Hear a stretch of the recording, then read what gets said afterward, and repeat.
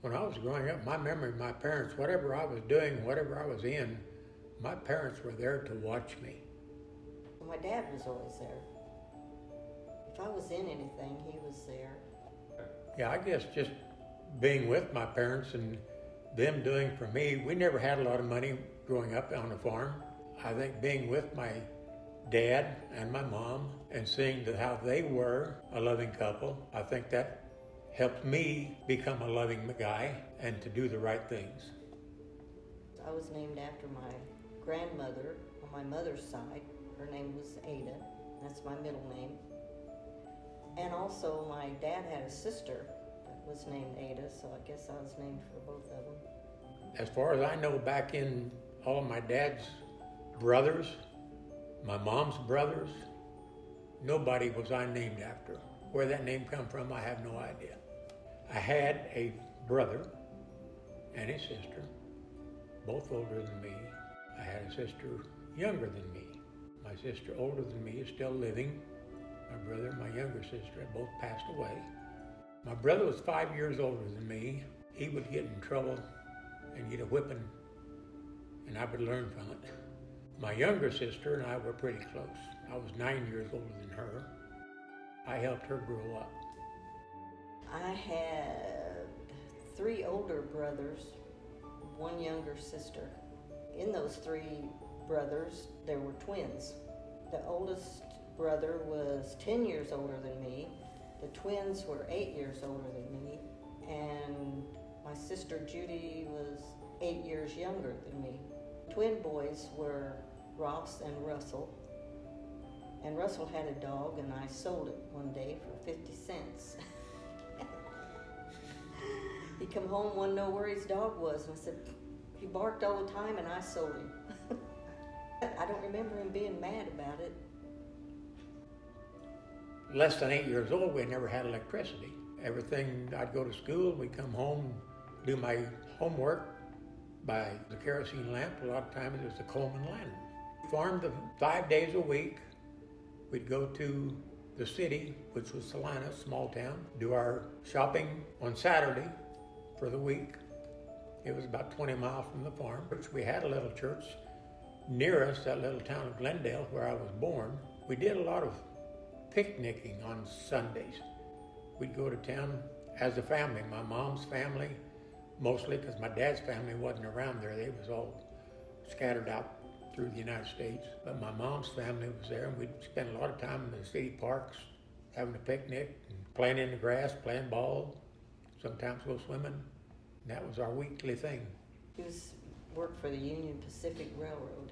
So we were always what I call city people because, you know, in big towns like 300, 400 people.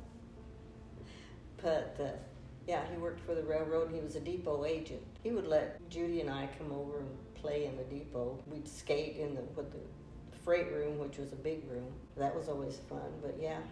Yeah, my mom worked at the local cheese factory, and she did paper hanging, wallpaper. She did a lot of that. Sometimes she'd make me go and paste the paper for her, which was, I hated that, but I did it. Well, back when we was growing up on the farm, we ate meals together as a family.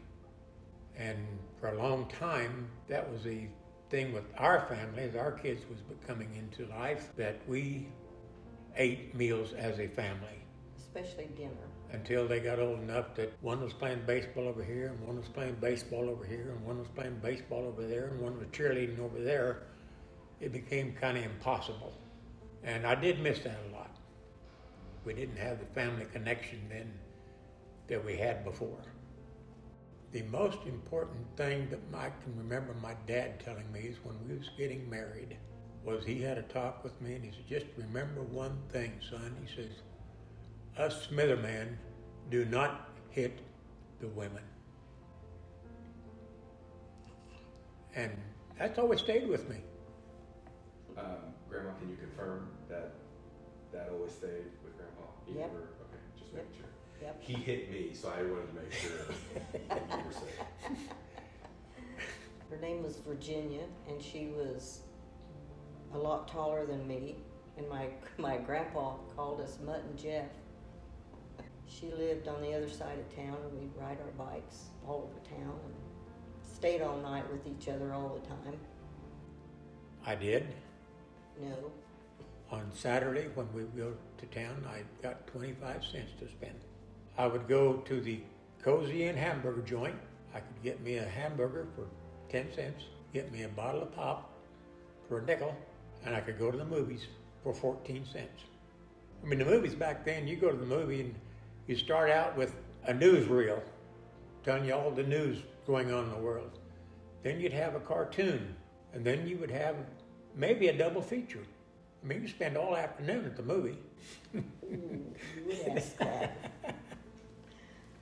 Well, when I worked at Walmart, they got to calling me Iliene, and then that turned into Weenie. Then it kind of went to Wiener, and I still have a friend that still calls me Wiener, but everybody else has quit that.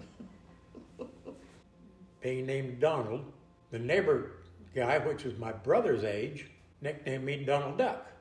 And I went through most of my high school being called Duck. Gee, I was a good kid. I don't know that I was really. If I asked Judy, tell me about a time Grandma got in trouble, what would she say? Well, I don't know what she would say. She probably knows something. The time you told her to call your mom something? Oh, yes. Yeah, she would remember that, yeah. When she was little and I was mad at Mom and I told her to go tell Mom a bad word. And she did. And Mom asked her, said, "Where'd you hear that?" And she said, "Iliene told me." Yeah, I was in big trouble then. Well, also one time I didn't want to eat all my dinner and she told me that kids across the pond were starving and I said, "Well, let's send it to them." That didn't go over well either. What was the bad word?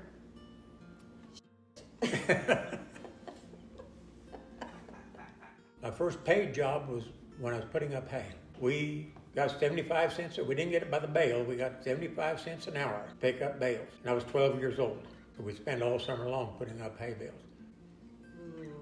It was, I was in high school and I worked at the local grocery store 2 hours after school and 8 hours on Saturday in a split shift. Some in the morning and then I'd go back in the afternoon and work till closing, which was 9 o'clock. So that kind of didn't help our dating much. When we finally got electricity, which was in 1946, I was 7 turning 8. For Christmas, my folks gave me an electric train. I got it out and was setting it up, and there wasn't enough track to make a whole circle. They had left out one piece of track. Went to school, same school. High school. She was a year behind me. I started school in 1952. She started school in 1950, into high school in 53. So what was your first encounter? He dated all my friends first. Including her best friend. Yeah, Was that Virginia? yeah. And she said, "Oh, he's so quiet, he doesn't talk." Wasn't the case when I went with him, but It was the end of my sophomore year, I think, when I, into her freshman year, when we started going together for some reason or another. I don't know. I remember.